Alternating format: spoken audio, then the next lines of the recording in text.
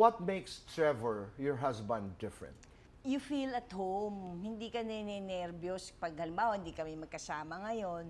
Hindi mo mafe-feel na, ay ba't ang lungkot? Nakakalungkot, namimiss ko silang mag-ama. Pero hindi yung parang feeling mo, ay, ba't gano'n? Kasi may boyfriend na gano'n. Kala, pag hindi na kayo, masaya kayo, pag di kayo magkasama, ba't ang lungkot? Dalawang bagay lang pala yun. Either hindi ko mahal, or walang hiya siya. Diba dati lagi kasi akong malungkot eh. Kasi buhay ko dati, halimbawa, career lang, family, love life, ganyan.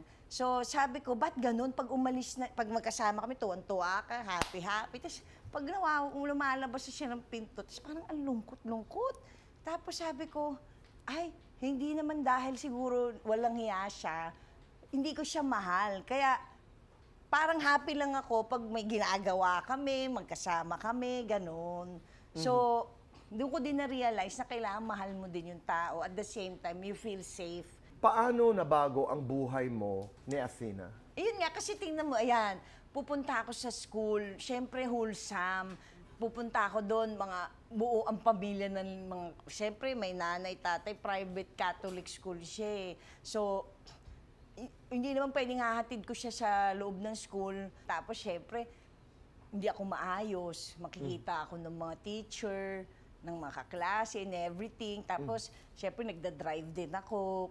So, susunduin mo. Parang nagkaroon ako ng goals nga, structure in life dahil sa kanya. So, hindi ako lalong napariwara. Kasi nga, gusto ko lagi, I'll be the best of me. May isa pa tayong kasabihan. Go to your next one. Time is go, go, gold. Ayan. Diyan papasok ang numbers, ang math. Lahat ng bagay po may oras, may timing. Ang araw, buwan. Di ba? Pang matalino. Pero minsan, hindi mo timing. God's timing. God's timing, lagi yun. Oo. Kasi mahirap pilitin ng bagay pag alam mong ayaw. Kasi dati, kaya ako nagpo-produce. Alam mo yung minsan sa karir mo, lahat kailangan gusto mo tuloy-tuloy. Kasi syempre, sino ba naman gustong bumitaw, di ba? Huwag mong pilitin kung hindi panahon. Makinig. Kasi ganun, kaya ako nakapag-asawa. Kasi nag-US ako nung nag-US kasi nafe-feel ko, parang may kalembang parang maganda yung nafe-feel ko. Parang nafe-feel mo na doon ang mapapangasawa mo. Parang ako si Lara Croft. Nung una mong makita si Trevor, saan at ano ang naramdaman mo? Nakita ko siya sa FaceTime nung una, hindi ko siya gusto kasi sabi ko ang layo, tsaka ang gwapo.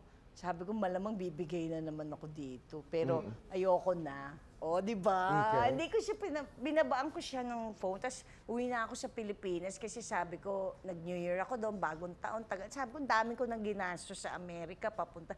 Last ko na to. Tapos 2016, New Year, sakto, nagtumawag siya. Tapos hindi pa rin siya tumigil nung hindi ko siya pinansin. Nagte-text. In your sweet moments, what does he tell you?